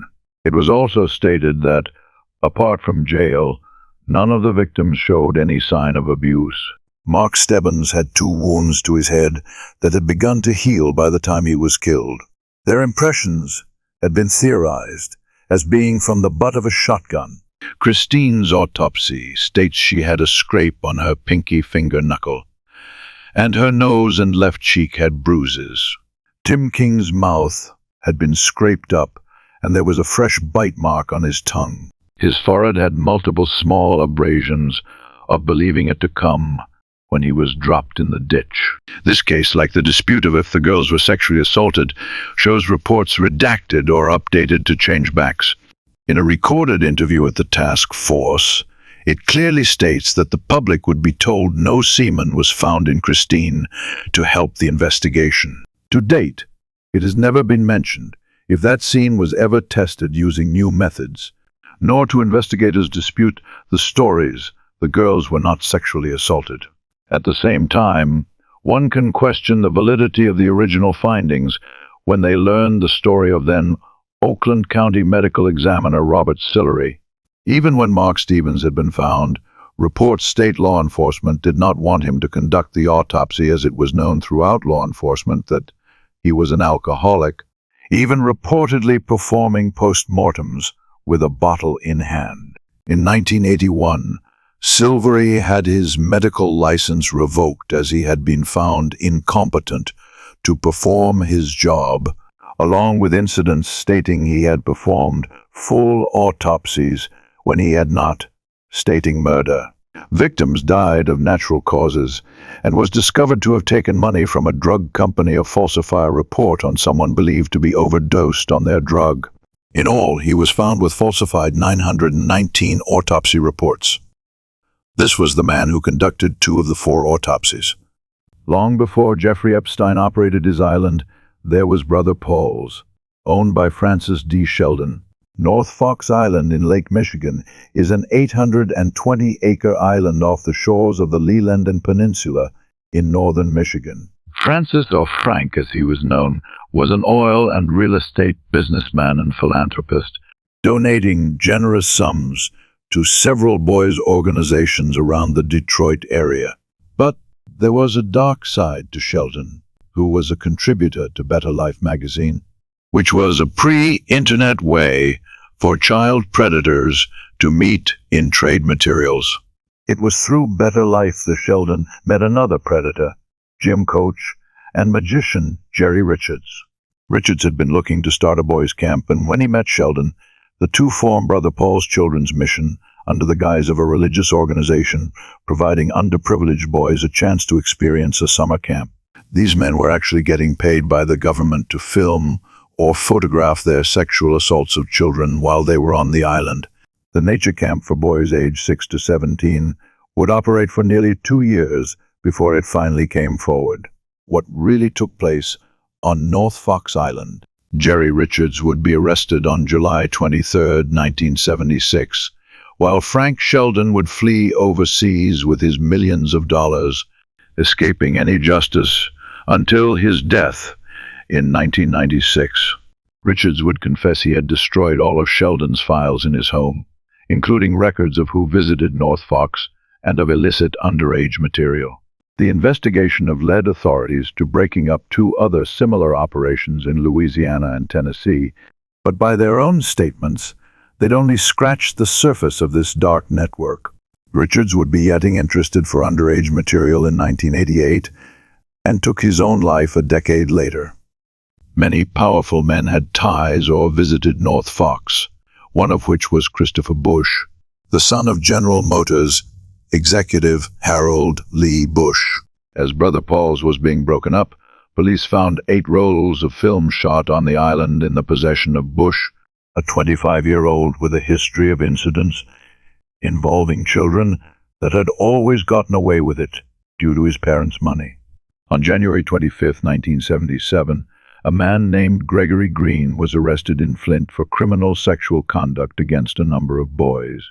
He was coaching on a baseball team. He was held police that his friend Chris had killed Mark Stebbins, though he would try to tell police he had not been in Michigan until the day after Mark was abducted. Reports would confirm he had actually been released from a mental institution in California on July 21, 1975, serving less than a year after he was convicted of sexually assaulting at least 12 boys, most of whom were on his little league team. Another man was also arrested when it was learned he had been a sponsor on the team in return for Green, providing boys to him for his own perversions.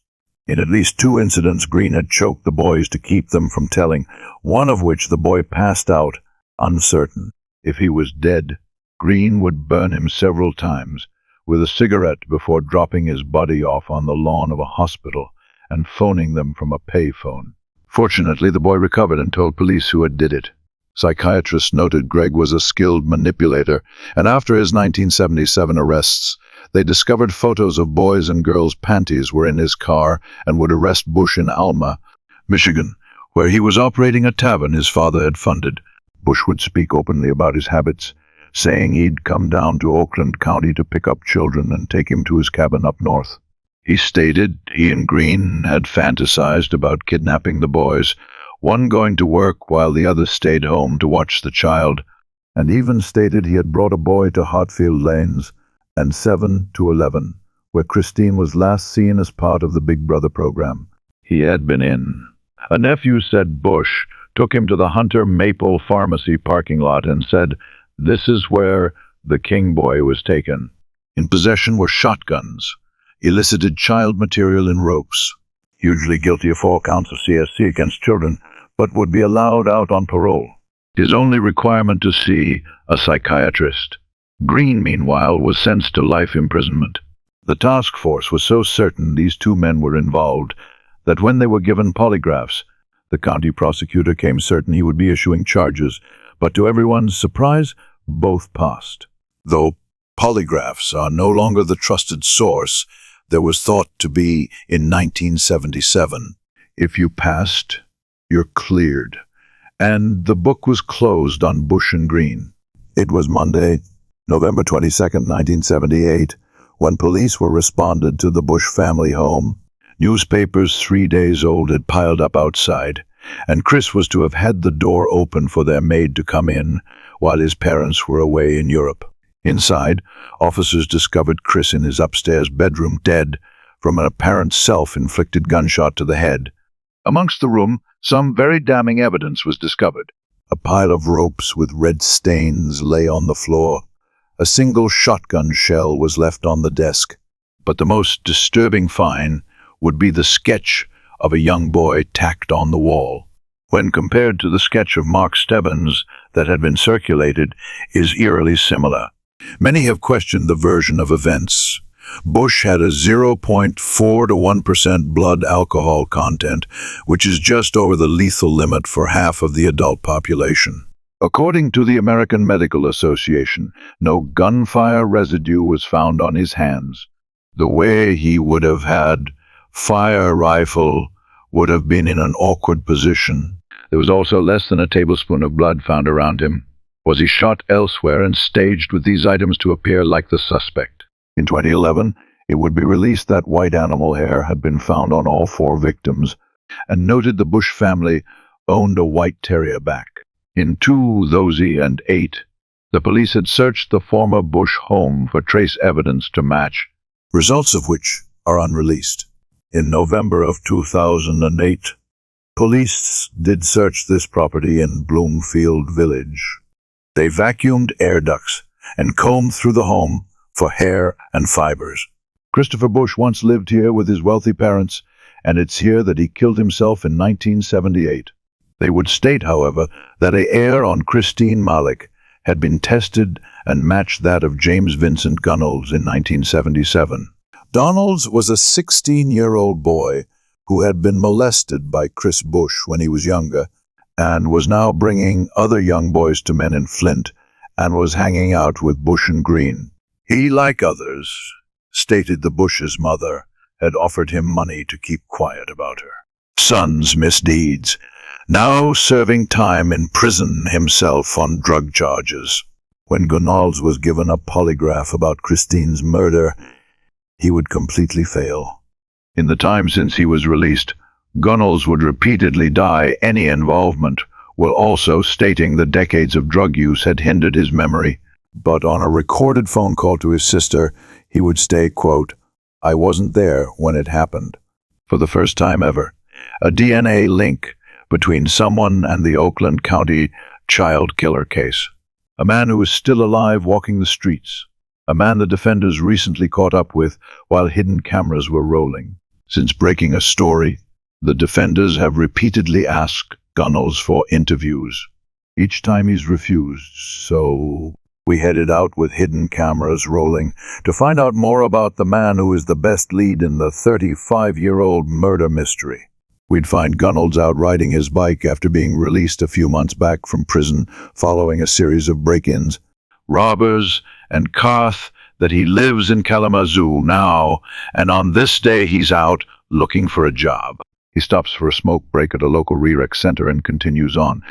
When we approach Gunnels, we tell him we're from Local 4 News and are surprised when he opens up and starts talking. Matt heart goes out to Godane. It really does. I don't feel that. God, I don't feel that. They were sure. Christy Binney is the right. I'm not sure there. It is there. But at the same time, I know how to skate plea. Toy quiz word to their Vanny. I don't know what they're killing him, right, you know? I don't know. I know is I victim? Gunnell says if his hair is on one of the victims, it's because he was in Chris Bush's car on several occasions, and somehow his hair was transferred to the victim's body. He says he never saw Chris Bush attack anyone other than himself. I can break down on the record. I don't know what they mean. Did to anybody else. Donalds tells us he has nothing to hide. I can't incriminate itself, while insinuating he knows so much more. I really do a deuce right now. I'm being emotional thinking all things that I wish I could. Say that. Despite hair matching him or a male relative on his mother's side, law enforcement has never posted an update on any further work being done against him. Gregor Greenwood died while incarcerated in the mid-90s.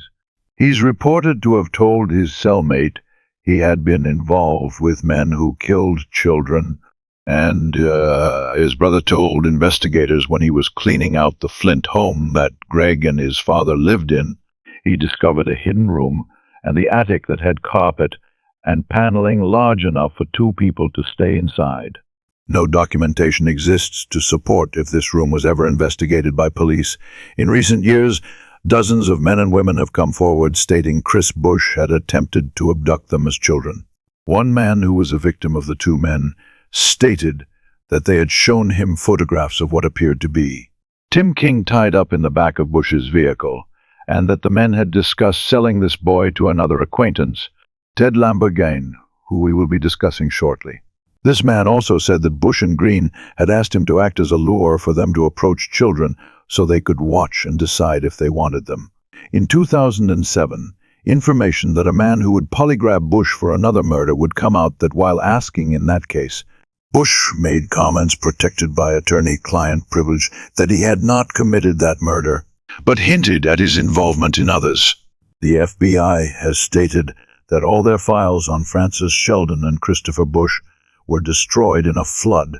The ropes in Bush's room cannot be located, but it is stated that the stains on them were tested and not believed to be blood at the time. But these are not the only men suspected in the murders by a long shot. One of the first men suspected would be questioned the very day Mark Stebbins was found. John Crosby was a convicted peschel who was known to have been at the American Legion Hall and had left just minutes after Mark. When his body was found, police went to Crosby's home at 3-3 Academy in Ferndale, where they witnessed him cleaning out his trunk. They would search and process the car, upon which time hairs of a similar color to Mark's were discovered, caught in a hinge on a cooler in his trunk.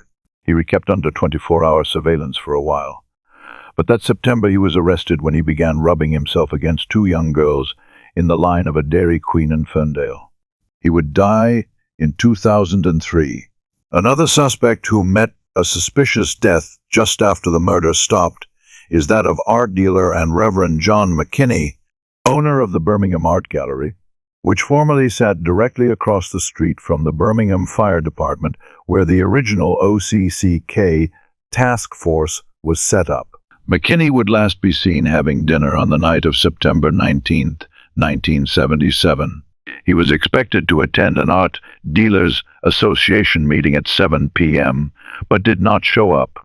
The following morning, when an employee arrived to open the store, they found his body lying face up on the floor near the back door.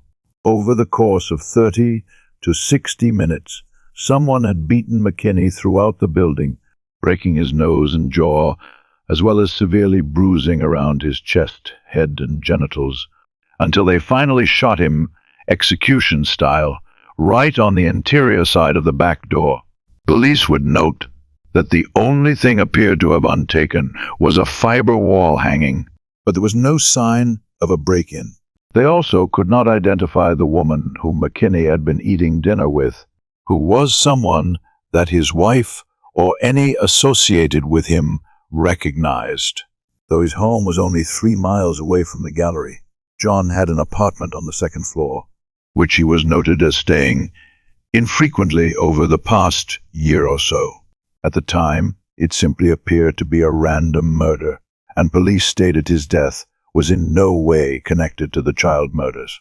But digging into the life of John McKinney, some eerie coincidences appear. First, one of the gallery's investors was the Coffey family, who lived across the street from Tim King's family and whose children were friends. The Coffey's oldest daughter had babysat Jill Robinson. McKinney would primarily feature Michigan artists in his studio, and in one of the places he would select art from was the Cranbrook School of Arts, which had none other than Francis Sheldon on the board of directors. John was noted as being a reverend for the Christian 10 Simple Association in Auburn Heights, a church which had no information available on it, linked some to question if it was up front, such as Brother Paul's. 2 days after his murder, an acquaintance of John's would phone psychologist Bruce Danto with a tip about him. They alleged, though he gave the appearance of a nice man behind closed doors, he was abusive and having multiple affairs with men or women. His employee found him stated that she felt as though John was hiding something in the gallery he didn't want her to know about. He was also becoming strongly interested in the occult, and friends and acquaintances had noticed the man had undergone a personality change over the last 6 or so months. He told me he had enemies, but would not say anything further. In the last few weeks of his life, he had been uptight and edgy. Who killed John McKinney and why? To this day, we do not know. John Hastings was the son of a wealthy automotive engines manufacturer. In the days after Timothy King's murder, both father and son had tips submitted on them. They were decided as cleared until 14 years later, when yet again multiple people told police that John had begun making comments about the murders, even confessing to them. At one point, he was given a polygraph test and stated as passed in 2009 he would be given another polygraph in Georgia, where he was then living. This time John failed so badly police stayed there, prepared to arrest him on the spot if he would confess, but he would not, and had to be released. The polygrapher would prepare the results to send up to Michigan, stating he was absolutely certain that John knew Christopher Bush and was in some way connected to the murders. To this day, John Hastings has never been charged. Finally, we returned to the 2005 arrests of Richard Lawson. Police are not revealing the name of the mystery man from Ohio, but do say Lawson has led them to Detroit's Cast Corridor. Mr. Lawson has given us information in the past which took my partner's night down to the Cast Corridor. Sources tell me Lawson claims the killer may have abducted Mark Stebbins, Kristen Mahalek, Jill Robinson, and Timothy King, and hid them in Detroit's Cast Corridor while investigators searched the suburbs. And listen to this. Lawson claims there may be other victims, Detroit children, who were never linked to the case. Why would police believe Lawson a convicted killer? Former Detroit Police Chief Mike McKinnon says Lawson was a paid informant who helped police catch several pedophiles. In the mid-70s, well, here was a wealth of knowledge. I mean, he had so much knowledge of that underworld that certainly Way and Lawden Pussman didn't know about it at that time. Lawson's information was good then. That's why investigators are so encouraged now. After police followed up with him on a statement about knowing who had committed the murders, Wasson would change his stories, saying he only had a suspicion about a powering he was involved in at the time. As police escorted Lawson out of the courthouse, we asked him the critical question, "Do you know who the Oakland County child killer is?" "Yes, I believe I do." "Who is it?" "No, Mr. Lamborghini." "I tell you what, if you gentlemen wanted to meet with me privately, and what I like to do is cut a little, do it now. They're concealing from you the truth about what's going on with Mr. Lawson. If you know who the killer is, why don't you tell these families who it is, so they can have some closure?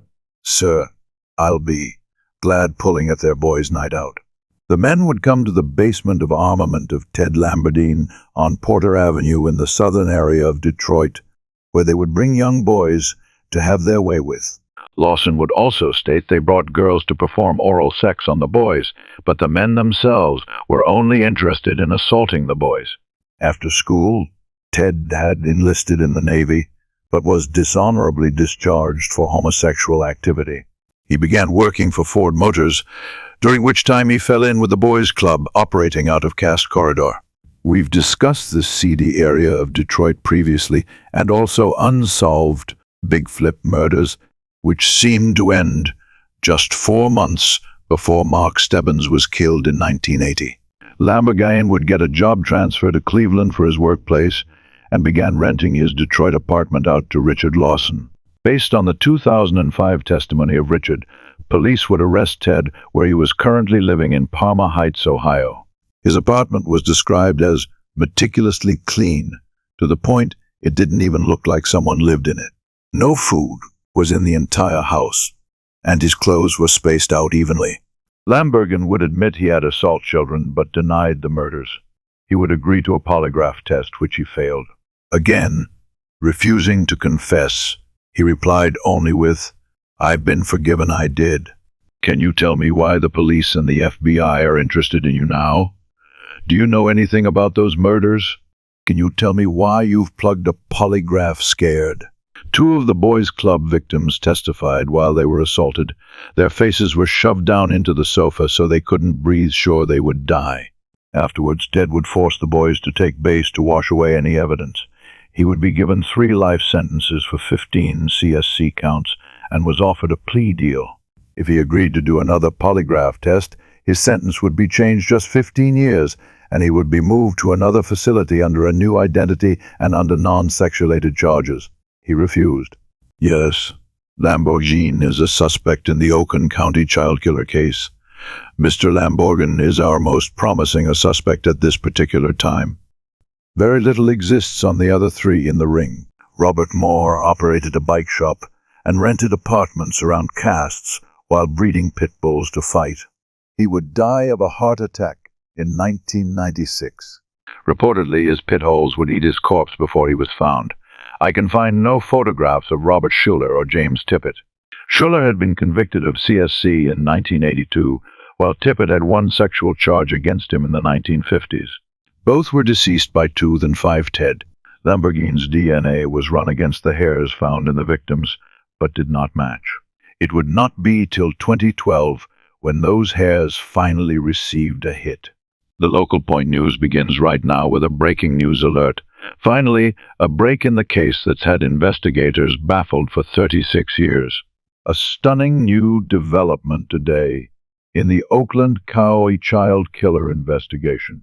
Those hairs recovered from the boys' bodies have the same mtDNA profile as the hair recovered from the 1966 Pontiac Bonneville.